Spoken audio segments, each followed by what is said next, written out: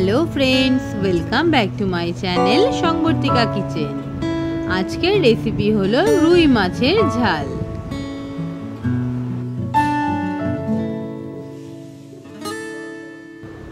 প্রথমে মাছটাকে ভালো করে ধুয়ে পরিষ্কার করে তাতে লবণ হলুদ মাখিয়ে রেখেছিলাম মিনিট 10-এর জন্য।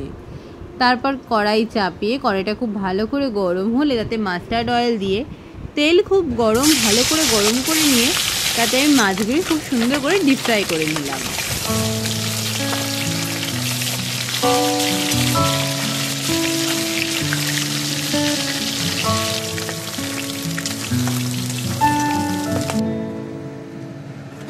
এবার এই তেলেই কেটে রাখা আলুগুলো বেশ ভালো করে লাল লাল করে ভেজে নিচ্ছি।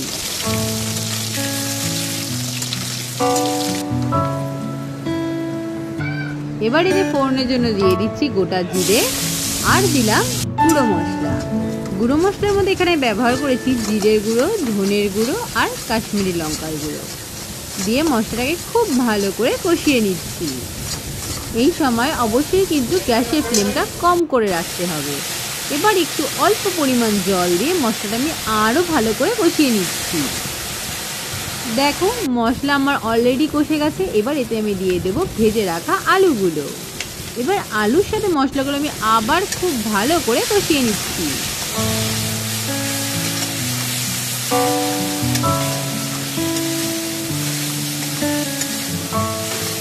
এখন অলরেডি মশলা থেকে আমার তেল ছাড়তে শুরু করে দিয়েছে। এবার এতে আমি দিয়ে দিচ্ছি পরিমাণ মতন জল। ব্যাস একটু হালকা হাতে নাড়াচাড়া করে নিচ্ছি।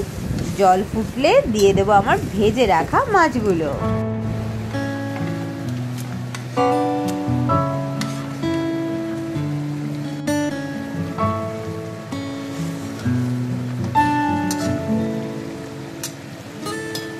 ঝোল ফুটে গেছে, মাছ প্রায় আমার রেডি। এবার ওপর থেকে দিয়ে দিচ্ছি একটু ধনেপাতা কুচি।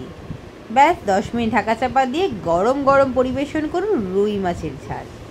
দুপুরবেলা ভাত দিয়ে রুই মাছের ঝাল জাস্ট অসাধারণ।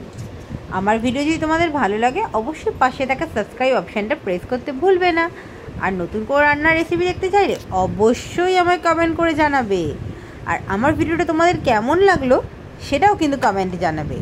ফেসবুকের বন্ধুরা দেখো বা ইউটিউবের বন্ধুরা সবাই কিন্তু পাশে থাকবে। তো চলো টাটা, আজকের মতো এখানেই শেষ করলাম। আবার দেখা হবে অন্য কোনো ভিডিওতে। বাই।